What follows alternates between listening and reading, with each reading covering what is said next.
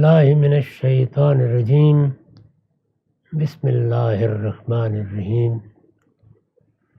خواتین و حضرات، ہم سورہ طٰہٰ کی آیت 45 سے درس کی ابتدا کر رہے ہیں۔ اس سے پیچھے بیان ہوا کہ سیدنا موسیٰ جب واپس وطن پہنچ گئے تو انہیں ہدایت کی گئی کہ اب سامان رکھ لیا، سفر کے معاملات سے فارغ ہوئے، اب فرعون کے پاس جائیے اور جو ذمہ داری آپ کو دی گئی ہے اس کو پورا کیجیے۔ اس میں یہ بتایا گیا تھا کہ فرعون ایک بڑا بادشاہ تو ہے ہی، اس کے ساتھ اپنی طبیعت اور طرز حکومت میں سرکش بھی ہو چکا ہے۔ چنانچہ فرمایا تھا کہ فَقُولَا لَهُ قَوْلًا لَيِّنًا لَعَلَّهُ يَتَذَكَّرُ أَوْ يَخْشَىٰ، اس کے ساتھ نرمی کی بات کرنا، شاید وہ یاد دہانی حاصل کرے یا میرے عتاب سے ڈرے۔ میں نے عرض کیا تھا کہ انسانوں کی اصلاح میں یہ دونوں ہی چیزیں کام کرتی ہیں۔ بندہ غفلت میں ہوتا ہے، کوئی چیز اس پر واضح نہیں ہوتی، اللہ تعالیٰ نے اس کو عقل، فہم، شعور عطا فرمایا ہے۔ کوئی پیغمبر، کوئی مصلح، کوئی عالم توجہ دلاتا ہے، اس سے اس کو یاد دہانی حاصل ہو جاتی ہے، یعنی وہ چیز جو نگاہوں سے اوجھل ہوئی تھی، فراموش ہو گئی تھی، وہ شعور کی سطح پر آ جاتی ہے۔ اس میں اگر کوئی الجھن ہوتی ہے تو الجھن کے لیے اللہ تعالیٰ نے انسان کو بڑی صلاحیت دی ہے، وہ استدلال کر کے اس کو دور کر سکتا ہے۔ یہ سب یاد دہانی کا عمل ہے۔ قرآن مجید اپنی ہدایت کو یاد دہانی اس لیے کہتا ہے کہ اس کی اساسات فطرت کے اندر موجود ہیں، ان پر پردہ پڑا ہوتا ہے۔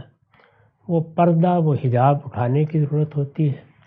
اس کی تفصیلات پیغمبروں کے ذریعے سے نسل انسانی کو منتقل ہوئی ہیں اور دنیا میں جگہ جگہ اس کے جاننے والے موجود ہیں۔ وہ بھی ظاہر ہے کہ کسی نہ کسی درجے میں انسان کے حافظے اور اس کے علم کا حصہ بن چکی ہوتی ہیں۔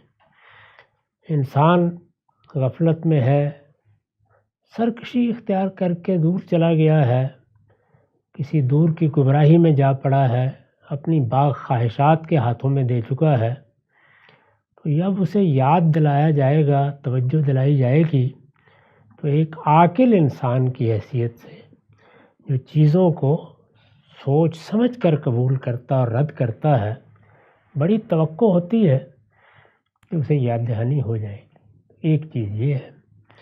دوسرے یہ کہ جب اسے یہ بتایا جائے کہ اگر تم صحیح رویہ اختیار نہیں کرتے تو خدا نے یہاں تمہیں کھیلنے کے لیے نہیں بھیجا، اس کے کچھ نتائج نکلنے ہیں۔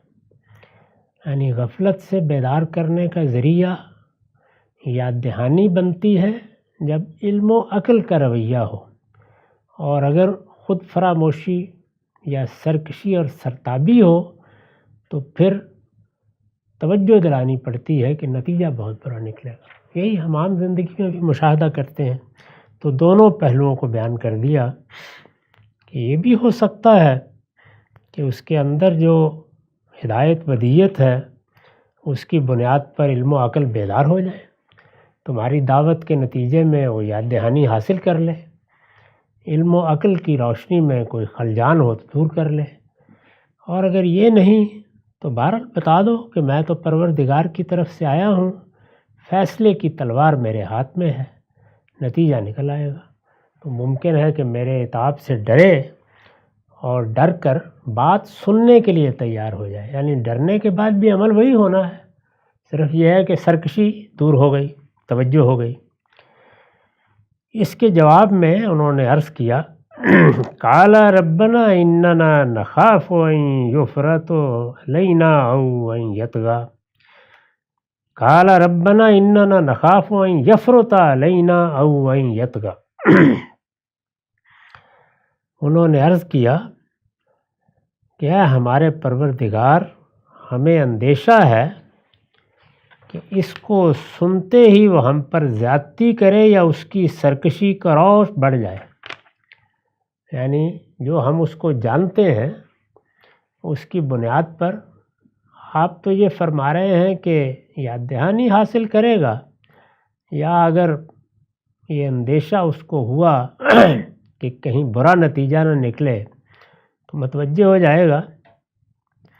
لیکن ہمیں تو اس کے برخلاف یہ اندیشہ ہے کہ نہ عتاب سے ڈرے گا، نہ یاد دہانی حاصل کرے گا، بلکہ جیسے ہی ہم اپنی بات کہیں گے اور اپنا نقطہ نظر بیان کریں گے تو اس کو سنتے ہی وہ ہم پر زیادتی کرے، یعنی ہمارے خلاف اقدام کرنے کے لیے تیار ہو جائے۔ وہ دونوں باتیں اگر ہو جائیں تو پھر تو کوئی مسئلہ نہیں ہے۔ یعنی پیغمبروں کی جتنی قومیں ہیں وہ اگر ان دونوں میں سے کوئی چیز اختیار کرے، یعنی یا علم و عقل کی بنیاد پر یاد دہانی کرنے کا عمل شروع کر لیں، تو پھر بھی کوئی مشکل نہیں ہے۔ اللہ تعالیٰ کسی کو بھی اس طرح سزا نہیں دیتے، اور جس طرح انذار کیا جاتا ہے، اللہ کے عتاب سے ڈرایا جاتا ہے، اس کی بنیاد پر متوجہ ہو کے بات سننے لگ جائیں، پھر بھی سننے سنانے کا عمل شروع ہو گیا۔ اس کے بالکل برخلاف بالعموم یہ ہوتا ہے کہ ایک وقت کے بعد آگے سے رد عمل شروع ہوتا ہے، اور وہ رد عمل خود دعوت دینے والوں کے خلاف زیادتی کی صورت اختیار کر لیتا ہے۔ سبھی پیغمبروں کی تاریخ میں یہی بات معلوم ہوتی ہے۔ یہ جو زیادتی کی یا سرکشی کی کیفیت پیدا ہوتی ہے، یہ اصل میں مسائل کا ذریعہ بنتی ہے۔ اسی کا پھر نتیجہ یہ نکلتا ہے کہ جو لوگ ایمان قبول کرتے ہیں ان کو تعذیب کا نشانہ بنا لیا جاتا ہے، لوگوں کو ہجرت کرنی پڑتی ہے، وطن چھوڑنا پڑتا ہے، ان کے خلاف بعض اقدامات ہوتے ہیں۔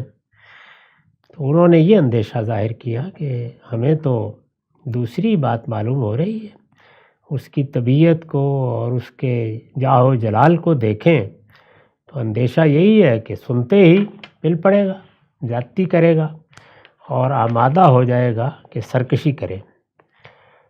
اس پر میں نے حاشیہ لکھا ہے، یعنی کچھ سننے اور سمجھنے سے پہلے ہی ہم پر ہاتھ ڈال دے۔ یہ تو سننے سمجھنے کے بعد کی باتیں ہیں نا، کہ یاد دہانی حاصل کرے یا اللہ کے عتاب سے ڈرے، یعنی کچھ سننے اور سمجھنے سے پہلے ہی ہم پر ہاتھ ڈال دے یا ہماری بات سنتے ہی برہم ہو کر بنی اسرائیل پر اور زیادہ ظلم و ستم کرنے لگے۔ پہلے ہی وہ بیچارے بیگار میں پکڑے ہوئے ہیں، ان کے ساتھ کوئی اچھا سلوک نہیں ہو رہا، ایک غلامی اور محکومی کی زندگی ہے جو ان باجبروت بادشاہوں نے ان پر مسلط کر رکھی ہے۔ تو ہمیں بھی ظاہر ہے کہ انہی میں سے سمجھے گا، ہم بھی بنی اسرائیل کے لوگوں ہی میں سے اٹھ کے جائیں گے، میں جاؤں گا، میرا بھائی ہارون جائے گا۔ تو یہ بڑا اندیشہ ہے کہ سننے سمجھنے کی نوبت ہی نہیں آئے گی، ہم پر ہاتھ ڈال دے اور ہماری بات سنتے ہی برہم ہو کر بنی اسرائیل پر اور زیادہ ظلم و ستم کرنے لگے۔ وہ پہلے ہی غلام ہیں، پہلے ہی ان کے ساتھ یہ ہو چکا ہے کہ ان کو بیگار میں پکڑ لیا جاتا ہے، اور بیگار میں پکڑ کر بعض اوقات جو ضروری مزدوری ہے وہ بھی نہیں ملتی، جس طرح کا کام چاہتے ہیں وہ لوگ کرا لیتے ہیں، اور ہم پیچھے پڑ چکے ہیں کہ ان کی لڑکیوں کو زندہ رکھتے ہیں اور ان کے لڑکوں کو مار دیتے ہیں۔ اس طرح کی صورتحال تو پہلے ہی ہو چکی ہوئی ہے۔ اب اگر ہم نے جا کے اس کو دعوت دی اور اس سے یہ مطالبہ بھی کر ڈالا، جیسے کہ آگے آئے گا کہ بنی اسرائیل کو ہم ساتھ لے جانا چاہتے ہیں، تو یہ تو نتائج بالکل مختلف ہو سکتے ہیں۔ آیت میں یفرطہ کے بعد الا ہے، جس سے کسی کے خلاف عاجلانہ اقدام کے معنی پیدا ہو گئے ہیں، یعنی موقع ہی نہیں ملے گا کہ ہم بات سمجھا سکیں، کسی اعتراض کا جواب دے سکیں، کوئی نشانیاں پیش کر سکیں، موقع ہی نہیں ملے گا۔ اس سے پہلے ہی اندیشہ ہے کہ وہ زیادتی پر اتر آئے گا، اور ہم پر تو خیر جو کرنا ہے کرے گا، اس کا بھی اندیشہ ہے کہ بنی اسرائیل کو مزید ہدف بنا لیا جائے۔ یہی معاملہ یتغا کا ہے۔ اوپر انہو تغا کے بعد اب وہ بھی محض طغیان کے معنی میں نہیں رہا۔ ہم نے ترجمہ انہی سب چیزوں کے لحاظ سے کیا ہے، یعنی اس میں یہ ہوا ہے کہ سرکشی کچھ اور بڑھ جائے، اور لفظوں میں کہنے کی ضرورت نہیں ہے، اس کو خود سیاق میں دو لفظوں کے استعمال نے پیدا کر دیا ہے، تو اس کو ترجمے میں نے نکال دیا ہے۔ وہ ہم پر زیادتی کرے یا اس کی سرکشی کو روش بڑھ جائے۔ اب جواب دیکھیے کیا ہے، یعنی یہ تو پیغمبر ہیں، ذمہ داری پڑی ہے، ذمہ داری بھی بڑی غیر معمولی ہے، اللہ تعالیٰ نے مسلح بھی کر دیا ہے، لیکن اندیشہ ہے دور دراز وہ ہے۔ اور دور دراز بھی کیا، یعنی ایک عمومی مشاہدہ یہی ہے، بادشاہ لوگ تو ایسے ہی کرتے ہیں۔ جواب میں فرمایا لا تخافا اننی معکما اسمع و ارا، فرمایا اندیشہ نہ کرو، میں تم دونوں کے ساتھ ہوں، سب کچھ سنتا اور دیکھتا ہوں۔ یعنی تم تنہا نہیں جا رہے، میں جا رہا ہوں، میں تم دونوں کے ساتھ ہوں، تو اس لیے تم عاجز بندوں کی حیثیت سے نہیں جا رہے، بے بس اسرائیلیوں کے ایک فرد یا دو افراد کی حیثیت سے نہیں جا رہے، میری مائیت تم کو حاضر ہے۔ یہ جو لفظ استعمال کیے انی معکما، میری مائیت تم کو حاصل ہے، میں تمہارے ساتھ ہوں۔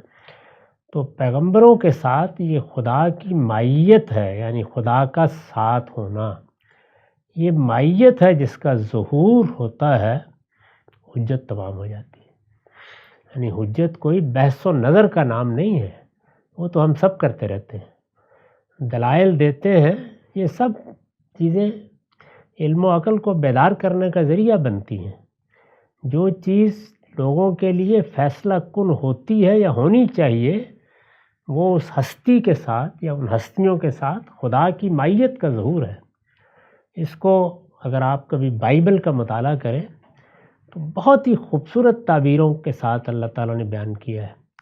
تمہارے رتھ نکلیں گے تو تمہارے ساتھ میں دوڑتا ہوں گا، میں تمہارے ساتھ چلتا ہوں گا۔ تو یہ جو مائیت ہے اللہ تعالیٰ کی، یہ جب ظاہر ہوتی ہے اور یہ یعنی محسوس ہوتی ہے ہر مرحلے کے اوپر، پیغمبر سے آپ بات کریں تو محسوس ہوتی ہے، اس کے ساتھ معاملہ کریں تو محسوس ہوتی ہے، وہ میدان میں اترتا ہے تو محسوس ہوتی ہے۔ اس کی بہت روایتیں، واقعات ہیں خود حضور کے بارے میں کہ یہ کیسے محسوس ہوتی تھی۔ یعنی کسی موقع پر اگر کسی کی داد رسی کے لیے بھی قریش کے کسی سردار سے ملنے چلے گئے ہیں تو وہ بیان کرتے ہیں کہ ہم کیا محسوس کرتے ہیں۔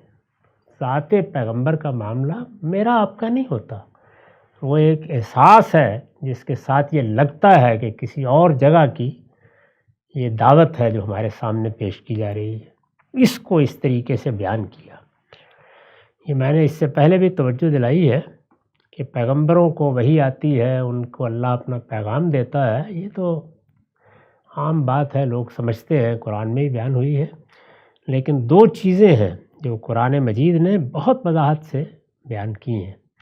ایک یہ کہ جس کو ہم پیغمبر بناتے ہیں اس کو اپنی طرف سے خصوصی علم بھی دیتے ہیں، جو کچھ ہم نے دین دیا ہوتا ہے اس کے فہم کا ذریعہ بنتا ہے، اور اس میں صحیح فیصلہ کرنے کی صلاحیت بھی دیتے ہیں۔ اور دوسری چیز کیا ہے، اگر وہ رسول ہے اور اس کو اتمام حجت کے لیے کھڑا کیا گیا ہے تو خدا کی مائیت کا اس کے ساتھ ظہور بھی ہو جاتا ہے۔ یعنی اللہ تعالیٰ بس اتنا ہی اہتمام کرتے ہیں کہ لوگوں کو اطلاع کر دی جائے کہ میں نے ایک پیغمبر کو مبعوث کر دیا ہے۔ اب یہ لوگوں کی ذمہ داری ہے کہ وہ آ کے دیکھیں، اللہ تعالیٰ کی طرف سے اہتمام ہو گیا۔ اس اہتمام کے بعد وہ مائیت کا ظہور ہے جو اصل میں لوگوں کے لیے فیصلہ کن ہوتا ہے، اس کو بھی اچھی طرح جان لینا چاہیے۔ تو یہاں بھی یہ فرمایا کہ تم فرعون کے دربار میں کیا خیال ہے کہ اکیلے کھڑے ہوگے تم دونوں؟ میں کھڑا ہوں گا ساتھ۔ ظاہر ہے کہ اس کے بعد کیا چیز باقی رہ جاتی ہے کہ آدمی دائیں بائیں دیکھے۔ سب کچھ سنتا اور دیکھتا ہوں، اسمع و ارا، یعنی نہ وہ جو کچھ کہے گا وہ میرے کانوں تک پہنچنے سے رہ جائے گا، اور نہ جو کچھ وہ دکھائے گا میری آنکھیں اسے وہ دیکھنے سے قاصر رہیں گی۔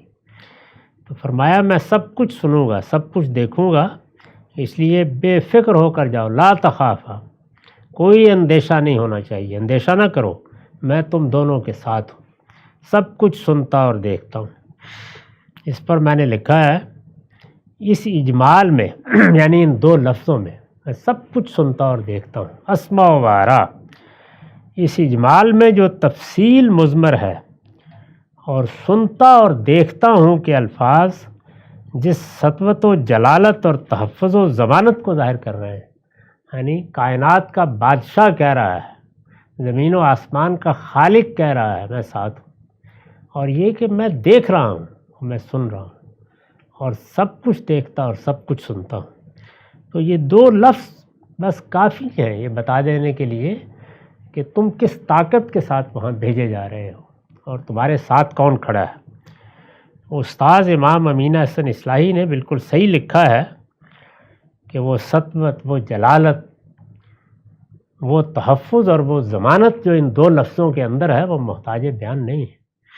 اللہ نے کہہ دیا، کائنات کے خالق نے کہہ دیا میں ساتھ ہوں، سب کچھ سنتا دیکھتا رہوں گا۔ فاتیاہ فقولا انا رسول ربک، سو اس کے پاس جاؤ، یعنی پہلے یہ فرمایا تھا جب طور کے دامن میں نبوت کی ذمہ داری دی گئی، پھر جب وہ گھر پہنچ گئے، سامان کھول لیا، فرمایا اب جاؤ ذمہ داری پوری کرو۔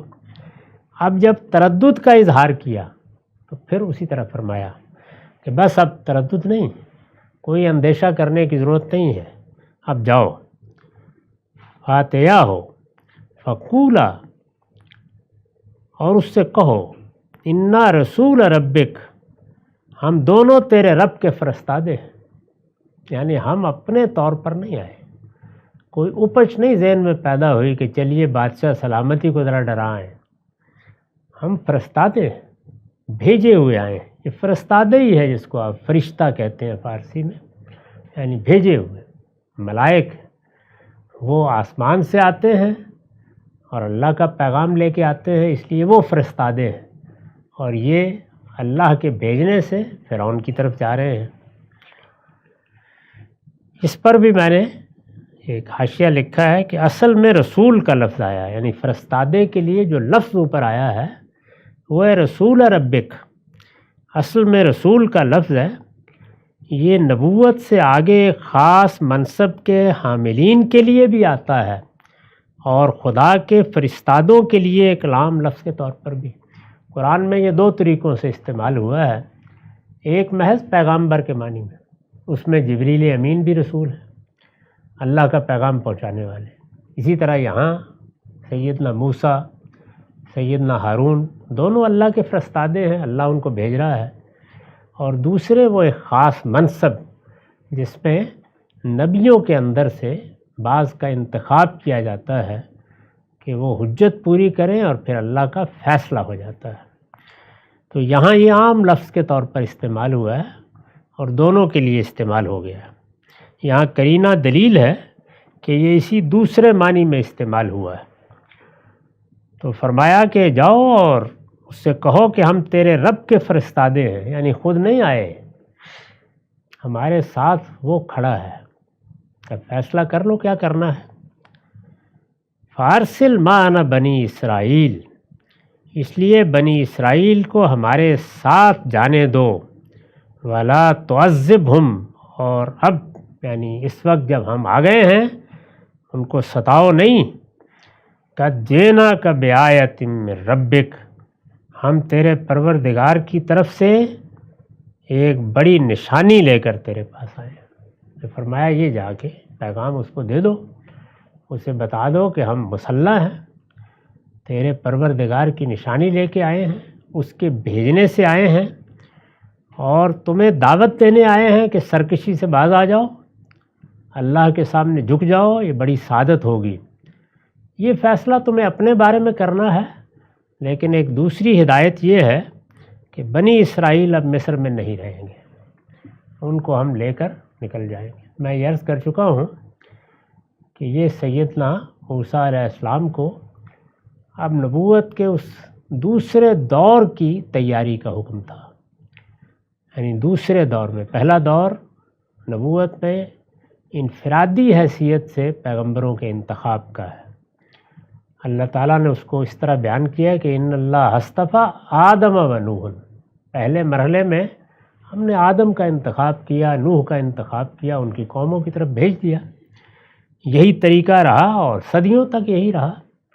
دوسرے دور میں ہم نے فیصلہ کیا کہ ابراہیم کو ہم اب آنے والی نسلوں کے لیے قیامت تک پیشوا اور امام بنا رہے ہیں، اور ہم نے ابراہیم کی ذریت کا انتخاب کر لیا۔ ابراہیم کی ذریت میں چنانچہ شروع میں سیدنا اسحاق پیغمبر، سیدنا یعقوب پیغمبر، سیدنا یوسف پیغمبر، یہ پیغمبر ہیں، نبی ہیں، جو کسی قوم کی طرف مبعوث نہیں ہوئے، بلکہ یہ اس نئی قوم کو تیار کرنے کی ذمہ داری پر فائز کیے گئے۔ ایک نئی قوم جو خود ان کی اولاد سے پیدا ہوگی۔ کم و بیش 500 سال ہو چکے تھے جب یہ واقعہ پیش آیا ہے، یعنی سیدنا ابراہیم کے بارے میں عام مورخین کا خیال یہی ہے کہ 2100 قبل مسیح میں ان کی ولادت، پیدائش یا ان کی بعثت ہوئی ہے، اور ان کے بارے میں ہم یہ جانتے ہیں کہ یہ 1500 قبل مسیح کا واقعہ ہے۔ تو کم و بیش 500-600 سال بعد یہ اب ایک اچھی بڑی قوم بن چکے تھے، اور مصر کا تمدن بھی دیکھ چکے تھے۔ کسی علاقے میں جو باقاعدہ حکومتیں قائم ہوتی ہیں وہ کیسے کام کرتی ہیں اس میں سے بھی گزر چکے تھے، بلکہ سیدنا موسیٰ کو تو خود فرعون کے محل میں پرورش پانے کا موقع ملا تھا۔ تو اب ہر لحاظ سے یہ معلوم ہوتا ہے کہ تیاری تھی کہ ان کو اب نکالا جائے اور فلسطین میں جا کر یہ آباد ہوں، اور وہاں سے پھر نبوت کا دوسرا دور شروع ہو، جس میں باقی دنیا سے نبوت ختم کر دی جائے اور صرف اولاد ابراہیم میں نبوت بھی ہو، اور ایک پوری قوم اٹھے اور وہ دنیا والوں کے لیے ہدایت کا ذریعہ بنے۔ چنانچہ یہ وہاں پر اللہ کی توحید کا مرکز بنائے۔ فلسطین کے علاقے کا ان کے لیے انتخاب کیا گیا تھا۔ یہ متمدن علاقہ تھا، وہاں ایک اچھی بڑی حکومت قائم ہو سکتی تھی۔ اس کے لیے ضروری نہیں تھا کہ دوسرے علاقے بھی اس کے ساتھ لازماً شامل ہوں۔ چنانچہ دنیا کے وسط میں اللہ تعالیٰ نے ایک علاقے کا انتخاب کر کے یہ طے کر دیا کہ اوپر یورپ ہے، اور اس کے دائیں طرف سارے ایشیا کے ممالک ہیں، بائیں طرف اگر کھڑے ہو جائیں تو افریقہ ہے۔ تو ایک لحاظ سے بالکل وسط میں، جہاں سے ہر طرف رابطے ہو سکتے ہیں، لوگ آ سکتے ہیں، جا سکتے ہیں، یہ اللہ کی توحید کا مرکز بنا دیا جائے۔ تو یہ مقصد تھا جس کے لیے بنی اسرائیل کو نکالا جا رہا تھا۔ ہمارے ہاں اس میں کیونکہ لوگ قرآن میں دنیا پڑھنے کے بہت عادی ہیں، تو اس کو ایک قوم کی آزادی کی جدوجہد بعض لوگوں نے سمجھ لیا، اس پر میں نے توجہ دلائی ہے۔ بنی اسرائیل کو ساتھ لے جانے کا یہ مطالبہ معاذ اللہ کسی قوم پرست لیڈر کی طرف سے اپنی قوم کو غلامی سے چھڑانے کا مطالبہ نہیں تھا، بلکہ خدا کی اس اسکیم کو بروئے کار لانے کے لیے کیا گیا تھا جس کے تحت سیدنا ابراہیم کی ذریت کو عالمی سطح پر ابلاغ دعوت اور اتمام حجت کے لیے منتخب کیا گیا۔ یعنی یہ نبوت کی اسکیم تھی، اس کا کسی آزادی کی جدوجہد سے کوئی تعلق نہیں تھا۔ وہ لیڈر لوگ کرتے ہیں، پیغمبروں کا کام نہیں ہوتا۔ فارسل معنا بنی اسرائیل، تو یہ مطالبہ کیا گیا، تو یہ در حقیقت ابلاغ دعوت اور اتمام حجت کے لیے جو ایک مرکز بنانا پیش نظر تھا، ایک قوم کو اٹھانا پیش نظر تھا، اس کی ضرورت کے تحت کیا گیا۔ اس اسکیم کے مطابق، یعنی پہلی اسکیم تو یہ تھی کہ ہر قوم کی طرف رسول بھیج دیا جائے، اسی کو قرآن نے سورہ یونس میں بیان بھی کیا ہے۔ اب اس دوسری اسکیم کے لیے یہ ضروری تھا کہ انہیں ایک خاص علاقے میں آباد کر کے وہاں دعوت حق کا مرکز قائم کیا جائے، یعنی ایک پوری قوم ہو، ایک علاقہ ہو، اس میں ظاہر ہے ایک حکومت قائم ہو جائے گی، اور اب تک دین کی جو ہدایت بھی پیغمبروں کے ذریعے سے مل رہی تھی وہ انفرادی زندگی سے متعلق احکام تھے، کیونکہ پیغمبروں پر ایمان لانے والے 2 لوگ 4 لوگ، کوئی مسلمان قوم تاریخ میں وجود ہی میں نہیں آئی تھی۔ یہ پہلی بار اب ہو رہا تھا 1500 قبل مسیح میں، یعنی اب ہم جانتے ہیں کہ 2000 سال سے اوپر ہو گئے ہیں سیدنا مسیح کو، تو اس لحاظ سے کم و بیش 3500 سال پہلے اللہ تعالیٰ نے یہ فیصلہ فرمایا۔ اس موقع پر پھر یہ طے کیا گیا کہ ایک خاص علاقے میں اب ہم دعوت کا مرکز قائم کریں گے۔ بائبل کی کتاب خروج کے مطالعے سے معلوم ہوتا ہے کہ موسیٰ علیہ السلام نے یہ پوری اسکیم فرعون اور اس کے درباریوں کے سامنے واضح نہیں فرمائی، یعنی انہوں نے یہ مطالبہ رکھ دیا اور اس کی ایک قریبی وجہ بھی بتا دی، لیکن پوری اسکیم نہیں بتائی، بتانے کی کوئی ضرورت بھی نہیں تھی، اس سے تو اور فتنے کھڑے ہو جاتے۔ تو انہوں نے پوری اسکیم تو اپنے ذہنی میں رکھی، بلکہ صرف اتنا کہا کہ وہ قربانی کی عبادت کے لیے 3 دن کی راہ بیابان میں جانا چاہتے ہیں، یعنی وہ یہ چاہتے ہیں کہ ان کو اللہ نے جو قربانیاں کرنے کا حکم دیا ہے، ظاہر ہے کہ بنی اسرائیل کے ہاں نماز ہی کی طرح قربانی کی عبادت بہت تھی، تو وہ یہاں مشکل ہے کرنی، ہم وہاں جانا چاہتے ہیں جہاں بیابان میں 3 دن کی راہ، یعنی اتنا سفر کر کے ذرا دور جائیں گے اور وہاں ہم وہ قربانی کریں گے، اس لیے کہ جس چیز کی قربانی کرنا پیش نظر ہے اس کی قربانی اگر مصر میں کی گئی تو وہاں کے لوگ انہیں سنسار کر دیں گے۔ یہ جو بیل اور بچھڑے کی پرستش ہے یہ ان کے ہاں بھی بہت عام ہو چکی ہوئی تھی، جس طرح کی صورتحال ہم ہندوستان میں دیکھتے ہیں، اسی کے بت بنائے جاتے تھے اور اس کو پوجا جاتا تھا۔ اس میں اگر کوئی قربانی کرنے کی جسارت کرے تو وہی ہوگا جو ہم بعض موقعوں پر یہاں دیکھتے ہیں رد عمل ہو جاتا ہے۔ تو انہوں نے کہا کہ ہم 3 دن کی راہ بیابان میں جائیں گے اور وہاں قربانی کریں گے، اس مقصد کے لیے ہمیں جانے دیں، یہ انہوں نے فرمایا، آگے کی پوری بات نہیں بیان کی۔ تو ارشاد ہوا کہ ان کو جا کر کہو کہ بنی اسرائیل کو ہمارے ساتھ جانے دو، وَلَا تُعَذِّبْهُمْ، اور بس اب جتنا ستانا تھا ستا لیا، اب ستانے کی جسارت نہ کرو، یہ معاملہ اب ختم ہو جانا چاہیے۔ ہم تیرے پروردگار کی طرف سے ایک بڑی نشانی لے کر تیرے پاس آئے ہیں، یعنی یہ بتا دو اس کو شروع میں کہ زیادتی کرنے یا ہاتھ بڑھانے کی جسارت نہ کرے، خدا ہمارے ساتھ ہے اور وہ نشانی بھی ہمارے پاس ہے جو ہم پیش کر دیں گے۔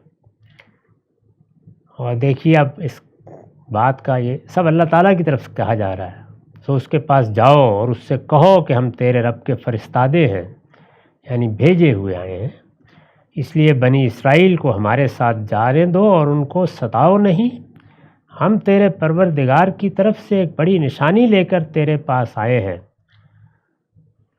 آخر میں کیا کہا، وَالسَّلَامُ عَلَىٰ مَنِ اتَّبَعَ الْهُدَىٰ، اور یہ پیغام بھی دے دو کہ سلامتی انہی پر ہے جو ہدایت کی پیروی کرے۔ یعنی ہم جب کسی سے ملتے ہیں تو جیسے کہ مسلمانوں کی ہمیشہ سے روایت، سب پیغمبروں کے ہاں یہی روایت ہے، اگر آپ دیکھنا چاہیں تو قرآن میں جب فرشتے سیدنا ابراہیم سے ملنے آئے ہیں تو وہاں بھی یہی آداب رہے ہیں، تو سلامتی کی دعا کی جاتی ہے۔ یہاں یہ فرمایا کہ ابتدا میں جا کے دعوت پیش کرو اور پھر یہ کہو کہ سلامتی اس کے لیے ہے جو ہدایت کی پیروی کرے، یعنی اگر اللہ نے تمہیں توفیق دی تو ہماری طرف سے پھر سلامتی سلامتی ہے، اس میں بہت بڑی بشارت ہے، یعنی اگر تم ہدایت کو قبول کر لیتے ہو تو پھر دنیا اور آخرت میں اللہ کی رحمتیں ہوں گی، اللہ تعالیٰ کی عنایتیں ہوں گی اور سلامتی کا پیام ہے تمہارے لیے۔ یہاں یہ بات بھی اس طرح نہیں کہی کہ تم قبول کر لو، بلکہ ایسے ایک قاعدہ سا بیان کیا جاتا ہے، اور یہ پیغام بھی کہ سلامتی انہی پر ہے جو ہدایت کی پیروی کرے۔ اس پر میں نے لکھا ہے یہ دعوت کا بڑا ہی مؤثر اسلوب ہے جس میں تنبیہ اور خیرخواہی دونوں کی آمیزش محسوس کی جا سکتی.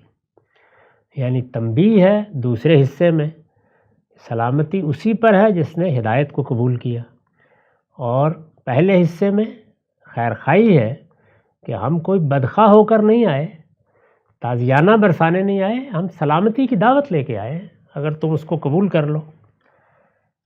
اور اگلا جملہ اس سے بھی زیادہ بلیغ ہے، اِنَّا قَدْ أُوحِیَ إِلَیْنَا أَنَّ الْعَذَابَ عَلَىٰ مَنْ كَذَّبَ وَتَوَلَّىٰ. یعنی اگر نرم بات نہ کہنی ہو، پتھر پھینک مارنا ہو، تو یہ جملہ ایسے ہوتا کہ سلامتی انہی پر ہے جو ہدایت کی پیروی کرے، اور یہ یاد رکھو کہ اگر جھٹلاؤ گے یا اعراض کرو گے یا منہ موڑو گے تو عذاب کا تازیانہ بھی ہم نے ہاتھ میں پکڑا ہوا ہے. یہ ایسے نہیں کہا، فرمایا ہم کو وحی کی گئی ہے کہ ان پر البتہ عذاب ہے جو جھٹلائیں اور منہ موڑیں. تو جملے کی ساخت بالکل تبدیل کر دی تاکہ بات نرم رہے، اس میں سختی نہ آئے، مخاطب کی انا پر چوٹ نہ پڑے. تو یہ اللہ تعالیٰ نے چند جملوں میں بتایا ہے کہ بات کیسے کرنی ہے. یعنی یہ میرا مشن ہے، یہ کام میں کرنے کے لیے آیا ہوں، یہ میری ذمہ داری ہے، ذمہ داری اس طرح مجھے دی گئی ہے، اور تمہارے لیے ہم سلامتی کی دعوت لے کے آئے ہیں. لیکن سلامتی بہرحال اللہ کے قانون کے مطابق ملتی ان کو ہے جو ہدایت کی پیروی کرتے ہیں، اور ہمیں وحی کے ذریعے سے یہ بتا دیا گیا ہے کہ وہ لوگ من کذب وتولی، جو حق کو جھٹلا دیں اور اس سے منہ موڑ لیں، اعراض کر لیں، عذاب ان پر آیا کرتا ہے. اس سے نہیں کہا بلکہ اس کو بھی ایک قاعدے کے طور پر بیان کر دیا. میں نے لکھا ہے اس آیت میں لطافت بیان کے جو پہلو ملحوظ ہیں، استاذ امام امین احسن اصلاحی نے ان کی وضاحت فرمائی ہے. وہ لکھتے ہیں ایک تو یہ کہ حضرت موسیٰ اور حضرت ہارون نے عام لیڈروں کی طرح فرعون پر اپنی طرف سے عذاب کی کوئی دھونس جمانے کی کوشش نہیں کی. یعنی یہ انہیں معلوم ہے کہ وہ اللہ کے رسول ہیں، یہ معلوم ہے کہ نتیجہ کیا نکلنے والا ہے، یہ سب معلوم ہے، لیکن دھونس نہیں جمائی. اور یہاں یہ ہوتا ہے کہ معلوم بھی نہیں اور دھونس جمانے کے لیے معلوم نہیں کیا کیا باتیں کہتے ہیں لیڈر لوگ. ایک تو یہ کہ حضرت موسیٰ اور حضرت ہارون نے عام لیڈروں کی طرح فرعون پر اپنی طرف سے عذاب کی کوئی دھونس جمانے کی کوشش نہیں کی، بلکہ اس کو صرف اللہ تعالیٰ کی اس وحی کی خبر دی جو ان پر آئی تھی. اور وہ وحی کی خبر کس اسلوب میں دی؟ غیب کے اسلوب میں، کہ تکذیب اور اعراض کرنے والوں پر اللہ کا عذاب آ جاتا ہے. یعنی قاعدہ بیان کر دیا. ظاہر ہے کہ یہ طریقہ انہوں نے اسی لیے اختیار فرمایا کہ اپنی طرف سے فرعون کے لیے کوئی وجہ اشتعال نہ پیدا ہونے دیں. دعوت میں اہم ترین چیز یہ ہے، یعنی مخاطب اشتعال میں آئے گا، اور اشتعال میں آ کے ہو سکتا ہے کہ وہ دشنام پر اتر آئے، وہ زیادتی پر اتر آئے. داعی حق کو جس چیز کی تربیت اپنے آپ کو دینی ہے وہ یہ کہ نہیں، اشتعال نہیں. جب میں خدا کی بات کرنے کے لیے کھڑا ہوں تو پھر نہ سختی، نہ دوسرے کی توہین، نہ اس پر چڑھ دوڑنے کا انداز، نہ دھونس جمانے کا اسلوب. پھر تو بات کہنی ہے اور اچھے خوبصورت اسلوب میں بس کہہ دینی ہے. دوسری یہ کہ انہوں نے فرعون کو مخاطب کر کے یوں نہیں فرمایا کہ اگر تو جھٹلائے گا اور اعراض کرے گا تو تجھ پر عذاب الہی آ دھمکے گا، بلکہ بصیغہ عام یوں فرمایا کہ جو ایسا کرے گا اس کا انجام یہ ہوگا، تاکہ فرعون کے کانوں میں بات پڑ بھی جائے اور اس کی انانیت کو ٹھیس بھی نہ لگے. تو یہ بھی بڑی ضروری چیز ہوتی ہے کہ مخاطب کو آپ رسوا کر کے، نیچا دکھا کے دعوت نہیں پہنچا سکتے. زیادہ سے زیادہ یہ ہے کہ اگر اس وقت وہ ساکت ہو جائے گا، بات نہیں سنے گا یا سن لے گا اور چلا جائے گا تو اس کا رد عمل ہوگا بعد میں.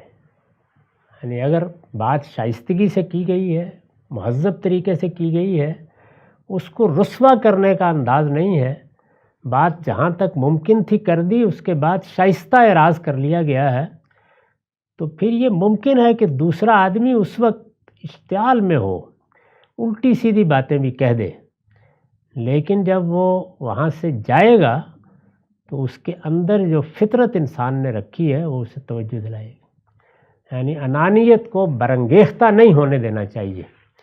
یہ بنیادی بات ہے جو دعوت دینے والوں کو اور علم کی مسند پر بیٹھنے والوں کو ہمیشہ پیش نظر رکھنی چاہیے۔ تیسری یہ کہ کذبہ کے مفعول اور تولا کے متعلق دونوں کو یہاں حذف کر دیا ہے۔ یہ جو حذف کے یا omit کرنے کے اسالیب ہیں قرآن میں، یہ بڑے بلیغ ہوتے ہیں۔ فعل ہے، مفعول نہیں ہے، فعل ہے، اس کا متعلق نہیں ہے، وہ سیاق سے جب سمجھے جاتے ہیں تو پھر لفظ کی ضرورت نہیں رہتی، بعض اوقات ایک پوری بات سمجھنی ممکن ہو جاتی ہے۔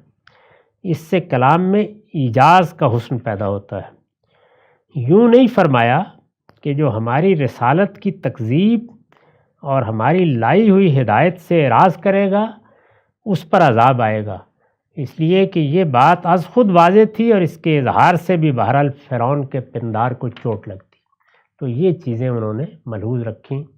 اقول قولی ھذا واستغفر اللہ لی ولکم ولسائر